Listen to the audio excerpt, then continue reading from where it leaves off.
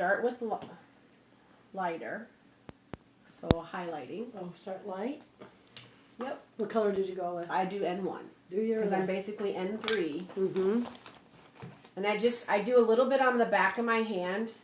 And some people use brushes. Some people use sponges. I like my fingers. Mm-hmm. And I just do basically, you know, what Gary's... What?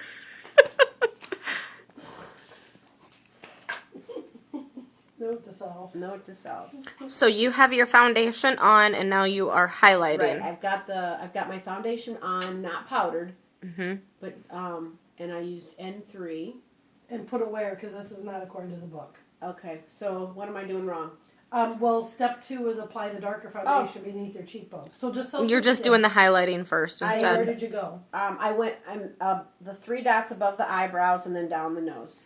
Center But I of the can nose. I can totally flip it Center of over. the I nose. may do it that way. You know what? It's what I grab. Well, and see, that's a good point. It's whatever you're It's doing, what I grab. just do it. You know what I So mean? when you're doing it above your eyebrows, Sarah Lynn, see how you kind of go almost in a V motion this way, but Okay. you don't necessarily want to go out here too Okay. far. But that's all right. You can wipe it off. You can wipe it off. That's what's awesome. And some people will use the foundation. Some people will use the concealers. Like Emily, my daughter, uses the extra concealer and a brush.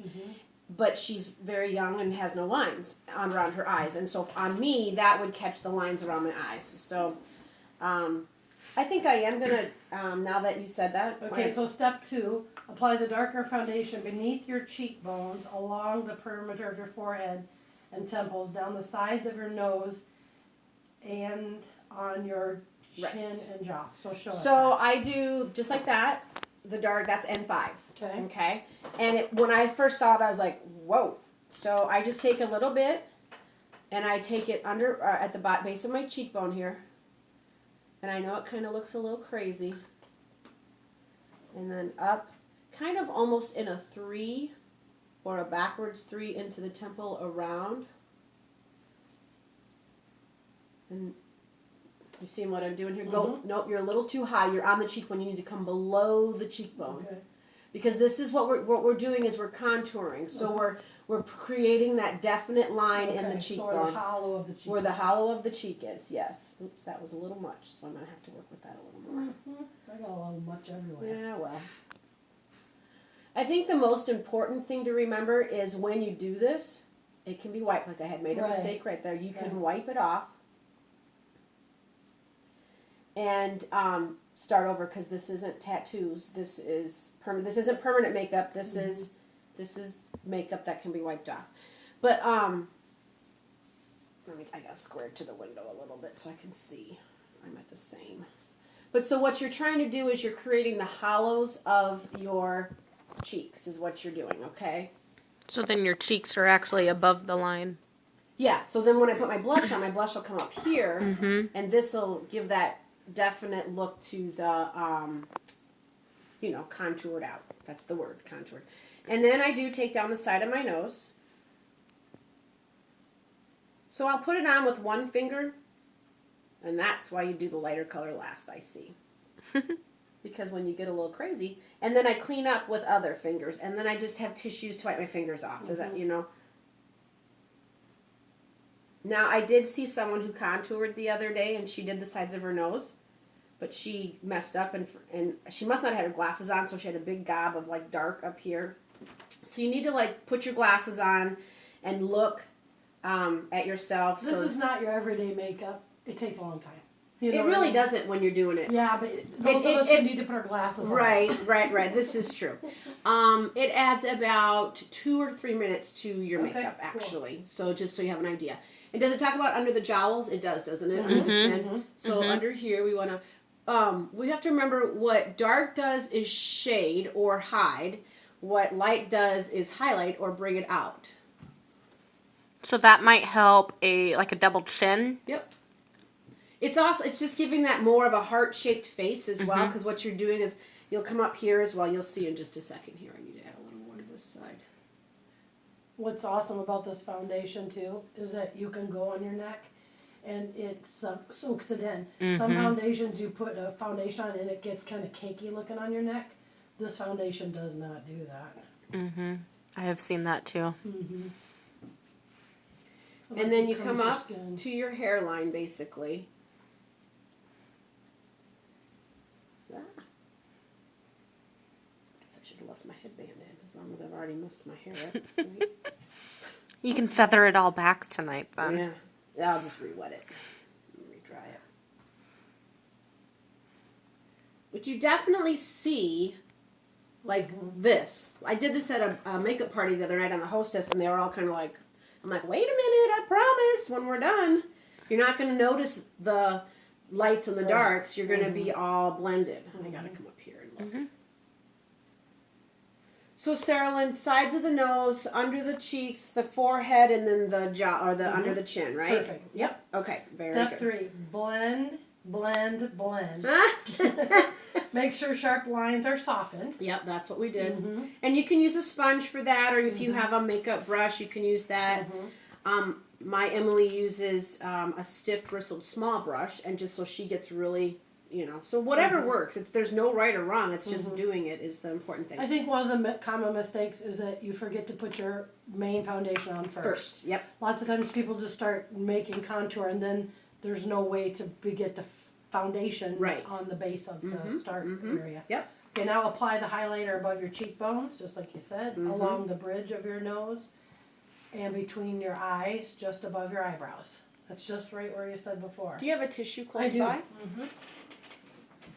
When I'm at home in my bathroom, I have all my stuff sitting right there in front of me, so. Okay. All right. So now you're going to So I'm back on the back of my hand again. And I'm going to hit these spots again just because because you said to. Yeah. So you're back to your N2. So the lighter. N1. N1. N1 is the, Oh, it's basically 2 shades lighter for your highlighter and 2 shades darker for your contour. Okay.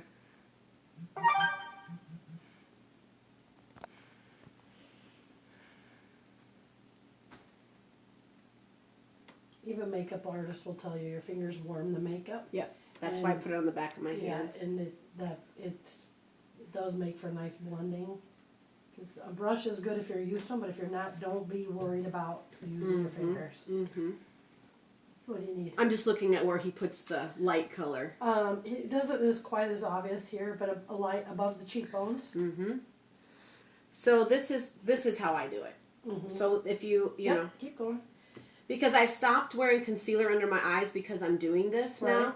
So I actually take it, and so I've got my dark down here, but I want to come out to here and lighten all this up. I've got some redness in my cheeks, right? So you want to get all of this. The light one there. Yep. So I take the N2, and this is what I love about the smooth. Why I like using foundation instead of the concealer, because the concealer, especially the creamy concealers, will really catch your lines if you're not careful, and so that's why I like to use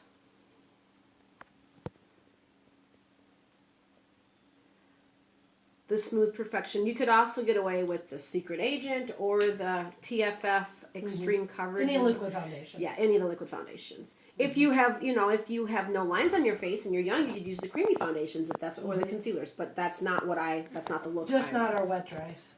I mean, it would be okay, but you wouldn't get the blending. Right. Yeah. When you contour, like when we use bronzers, it's more for making you have a sun-kissed look or whatever. Right. When you're contouring, and you really want to be a good contour, it's about using liquid foundations. Okay. And then also a little bit on the chin to lighten you up.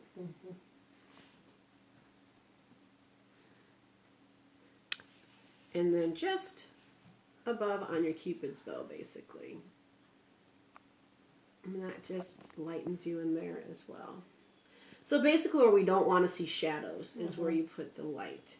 Now, I don't know if I can't see that well in this light. Can you see? I can see it on you. Can you see it on me? Okay. It's hard to see it on yourself though compared to others. I will say this as well, like if you look at like Kim Kardashian and stuff, that's crazy contouring. We can see total lines. You can totally do that if you want to do that. We call that crazy contouring.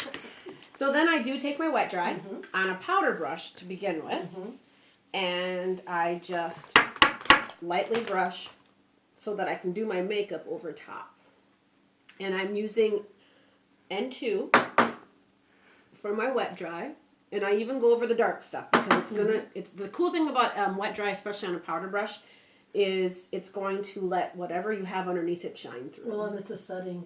With a powder brush, it's more of just setting what you've got. Right, right. And so from here, I go to my eyebrows because I have none and I like to see eyebrows. So Is this too much for your camera to hold? No, Okay. I'm good. I cleaned it out today, the last few days. We're good. Okay. getting ready for this week. Uh-huh. Turn to the side a little. The other way.